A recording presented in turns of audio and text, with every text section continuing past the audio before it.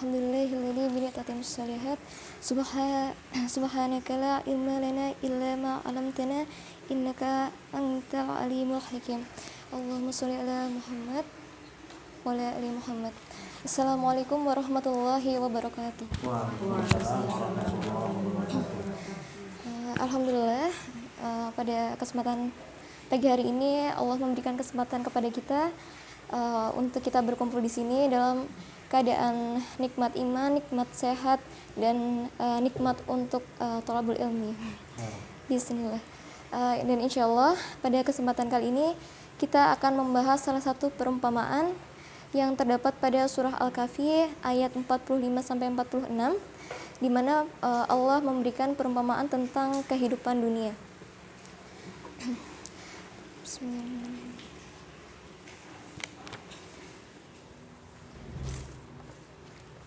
A'udzubillahi minasyaitonirrajim. Bismillahirrahmanirrahim.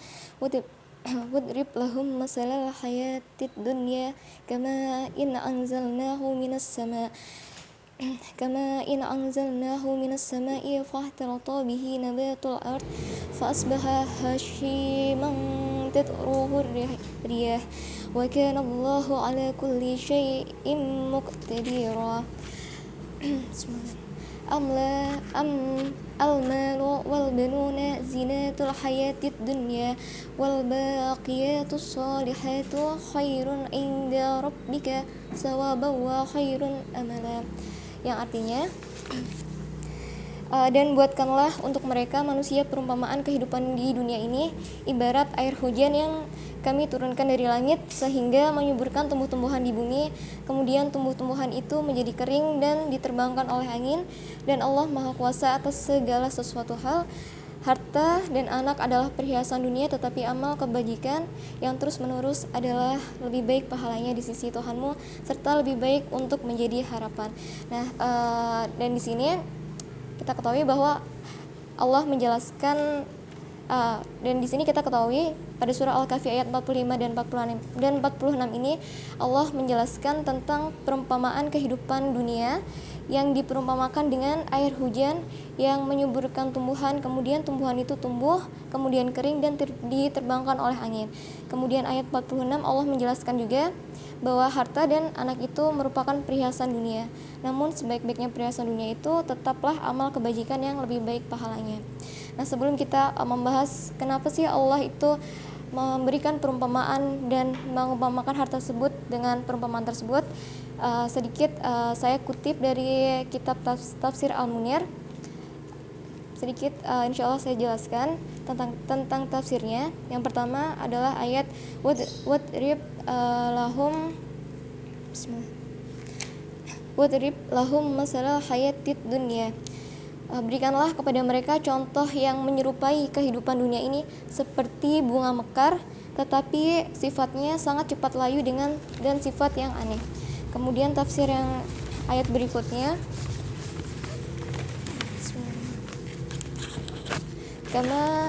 kama in angdarnahu minas sama.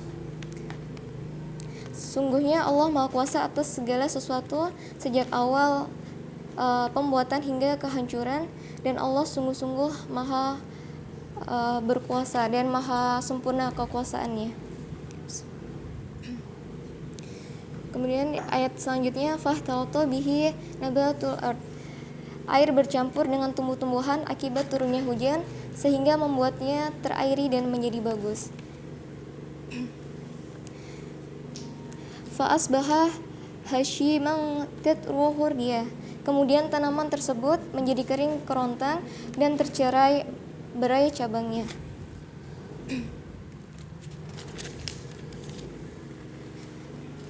Wal banuna zinatu hayatid dunya.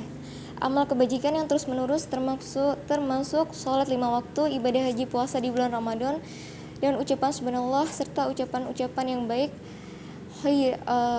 Hayatid dunya itu adalah lebih baik pahalanya di sisi Tuhanmu. Khairun amala, yaitu sebaik-baiknya apa yang diharapkan dan diinginkan di sisi Allah, karena pelakunya mendapatkan kenikmatan di akhirat sebagaimana dia harapkan ketika dunia. Nah, jadi hubungan kedua ayat ini memaparkan perumpamaan lain yang menunjukkan sesuatu kefanaan dunia. Dan terkait dengan kisah pada ayat sebelumnya, pada surah Al-Kahfi ayat 32 dan 32 sampai 44 tentang perumpamaan orang yang terpedaya oleh kenikmatan dunia, yaitu mengenai orang-orang yang sombong terhadap orang mukmin yang miskin. Pada ayat ini Allah menjelaskan perumpamaan kehidupan dunia ini dan kefanaannya serta akan sirnanya semua nikmat dan kemewahan yang ada di dunia, dan sifatnya yaitu cepat musnah. Nah, pada kisah tersebut juga Allah menjelaskan keistimewaan yang dimiliki oleh golongan mukmin yang miskin tersebut dengan amal kebajikannya dibandingkan golongan orang-orang yang kafir, karena amal kebajikan tersebut merupakan bekal di akhirat. Dari Sa'id bin Masyur Ahmad Ibnu Jahir meriwayatkan dari Abu Sa'id Al-Khudri radhiyallahu an bahwa Rasulullah sallallahu alaihi wasallam bersabda, "Perbanyaklah al-bahat asyalihat," yaitu amalan-amalan yang kekal lagi saleh. Kemudian seseorang tersebut bertanya kepada Rasulullah, "Apa itu wahai Rasulullah yang dimaksud dengan amalan-amalan yang kekal lagi saleh itu?" Kemudian Rasulullah menjawab, yaitu bacaan takbir, tahlil, tasbih, tahmid, dan wala haula wala quwata illa billah. Dan diriwayatkan juga pada hadis Tobrani bahwa lafaz-lafaz tersebut itu bisa menjadikan perisai dari api neraka. Serta diriwayatkan dari Abu Hurairah maaf Ustaz. Tadi diriwayatkan juga pada hadis Tabrani bahwa lafaz-lafaz tersebut itu bisa menggugurkan dosa-dosa kita sebagaimana pohon-pohon menggugurkan daun-daunnya. Dan diriwayatkan dari Abu Hurairah bahwa lafaz-lafaz tersebut juga bisa menjadikan perisai kita dari api neraka. Nah, selanjutnya kita akan masuk kepada perumpamaan. Bismillahirrahmanirrahim. Jadi tadi sudah disinggung secara singkat bahwa terdapat perumpamaan. Yang pertama, perumpamaan kehidupan dunia dengan bunga yang mekar. Bunga yang mekar dengan kehidupan dunia. Nah, jadi di sini ada kesamaan bahwa bunga dan kehidupan ini di sini sama-sama memiliki sebuah proses, di mana bunga itu memiliki proses hidup, proses tumbuh, dan di kehidupan di dunia ini manusia memiliki juga sebuah proses kehidupan. Kemudian juga dijelaskan tadi bahwa di ayat tersebut ditafsirkan bahwa bunga ini memiliki sifat yang layu dan aneh. Nah, di sini juga di kehidupan ini manusia juga memiliki sifat yang lemah, seperti yang dijelaskan pada surat An-Nur ayat 28 bahwa Allah menjadikan manusia dengan sifat yang lemah. Kemudian selanjutnya dijelaskan tadi bahwa air yang turun dari langit ini itu akan menyuburkan tanaman.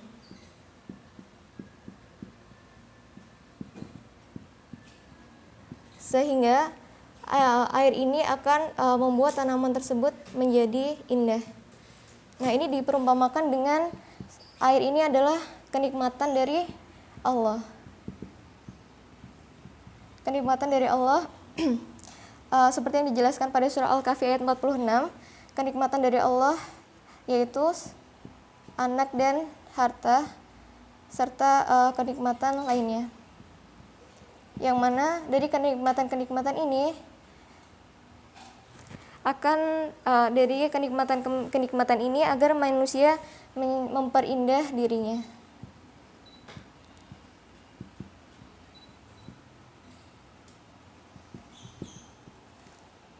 Kemudian tadi disebutkan juga bahwa setelah tanaman itu menjadi bagus serta subur, kemudian tiba-tiba menjadi kering. Tanaman tersebut menjadi kering dan diterbangkan oleh angin.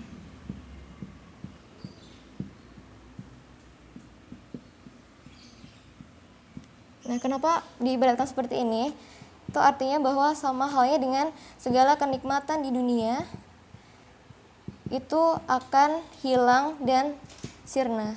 Segala keindahan di dunia, segala kenikmatan di dunia itu akan hilang dan sirna dan akan kembali kepada Allah, dan kapan saja Allah itu bisa ambil dari diri kita. Sama halnya dengan tadi tanaman yang bagus, tanaman yang sudah tumbuh kemudian dia tiba-tiba menjadi kering dan diterbangkan oleh angin. Gitu.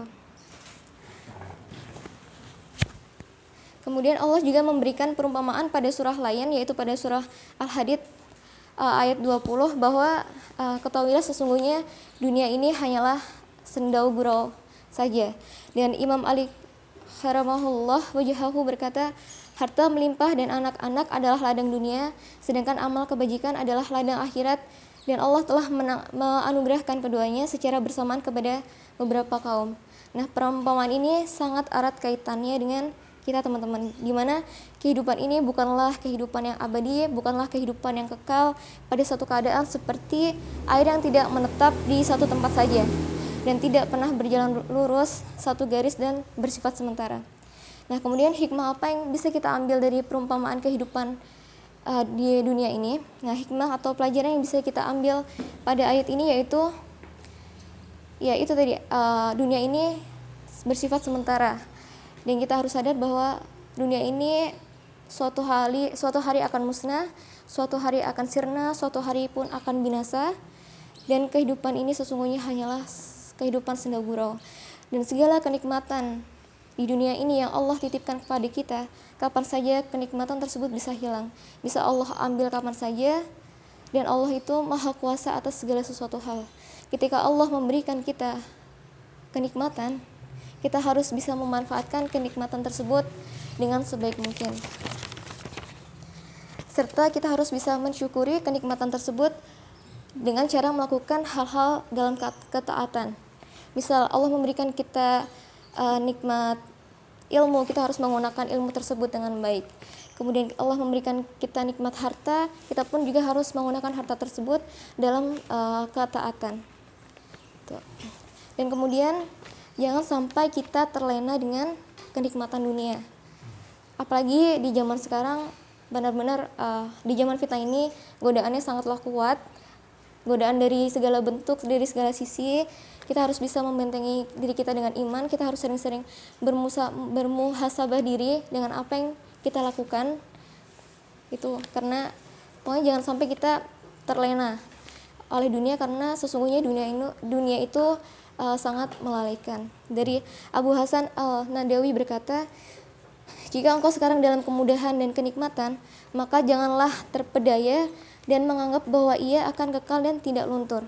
Karena apa yang kamu dapatkan dari Allah tentang sesuatu urusan, maka akan begitu mudahnya Allah ambil saat itu juga.